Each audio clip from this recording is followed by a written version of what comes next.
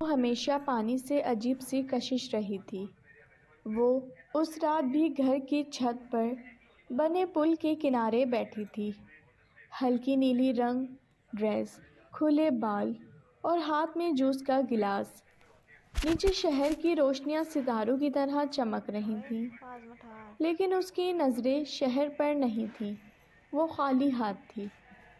اگر تم یوں ہی اکیلی بیٹھی رہو گی تو میں سوچنا شروع کر دوں گا کہ تمہیں میری کمپنی پسند نہیں۔ گہری پرسکون آواز سن کر اس نے چونک کر پیچھے دیکھا۔ احمر سیاہ ٹی شرٹ اور ٹریک پینٹ، ہاتھ جیب میں ڈالے، ہلکی سی مسکراہٹ کے ساتھ کھڑا تھا۔ آپ کو ہر بات میں ڈرامہ کیوں چاہیے ہوتا ہے؟ ماہنور نے نظریں چرا کر کہا۔ وہ آہستہ آہستہ چلتا ہوا اس کے قریب آ گیا۔ ڈرامہ نہیں، توجہ چاہیے ہوتی ہے، اور تم سے؟ ماہنور کا دل بے ترتیب دھڑکنے لگا۔ وہ دونوں منگنی کے بعد بھی پہلی بار اکیلے تھے، اور احمر وہ ویسے نہیں تھا جیسے باقی لڑکے ہوتے ہیں۔ وہ کم بولتا، مگر جب بولتا تھا تو سیدھا دل پر اثر ہوتا تھا۔ نیچے آؤ، اس نے پل کی طرف اشارہ کیا۔ میں نہیں اتر رہی۔ کیوں؟ مجھے تیراکی نہیں آتی۔ احمر کی آنکھوں میں شرارت چمکی۔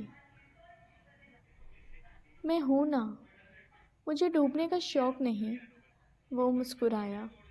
میں تمہیں ڈوبنے نہیں دوں گا، چاہے خود ڈوب جاؤں۔ ماہنور کی سانس ایک لمحے کو رک گئی۔ چند لمحوں بعد وہ واقعی پانی میں تھی۔ پانی ٹھنڈا تھا، مگر احمر کے ہاتھ مضبوط تھے۔ وہ اس کے سامنے کھڑا تھا، دونوں ہاتھ اس کے بازوؤں کے گرد۔ ریلیکس، میں ہوں۔ ماہنور کی ہلکی سی آنکھیں بند کی۔ اگر میں چھوڑ دوں تو؟ اس نے آہستہ سے پوچھا۔ تو میں ڈوب جاؤں گی۔ احمر اس کے قریب جھکا۔ میں تمہیں کبھی نہیں چھوڑوں گا۔ پانی میں ان کے درمیان فاصلہ ختم ہو چکا تھا۔ ماہنور کے گیلے بال اس کے کندھوں سے لگ رہے تھے۔ احمر کی نظریں اس کے چہرے پر ٹھہر گئی تھیں۔ تم جانتی ہو، میں تمہیں کب سے دیکھ رہا ہوں؟ کب سے؟ جس دن تم نے پہلی بار میرے سامنے نظریں جھکا کر سلام کیا تھا۔ ماہنور کے گال سرخ ہو گئے۔ اور اس دن میں سمجھ گیا تھا تم خطرناک ہو۔ میں؟ کیوں؟ کیونکہ تم نے میرے اندر کا سکون ہلا دیا تھا۔ پانی سے نکلنے کے بعد وہ دونوں پل کے کنارے بیٹھ گئے۔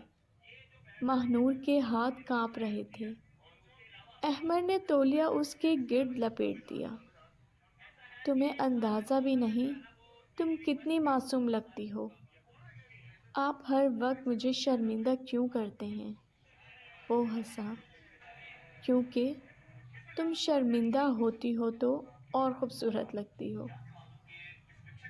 چند لمحے خاموشی کے گزرے۔ احمر نے اس کا ہاتھ پکڑا۔ پہلی بار ماہنور کی سانس رک سی گئی۔ ایک بات پوچھوں؟ جی۔ اگر کبھی پوری دنیا میرے خلاف ہو جائے تو کیا تم میرا ساتھ دو گی؟ ماہنور نے بنا سوچے جواب دیا۔ اگر آپ سچ پر ہوں گے تو ہاں۔ وہ مسکرایا۔ اور اگر میں غلط ہوا؟ وہ اس کے قریب ہوئی۔ تو میں آپ کو درست کروں گی۔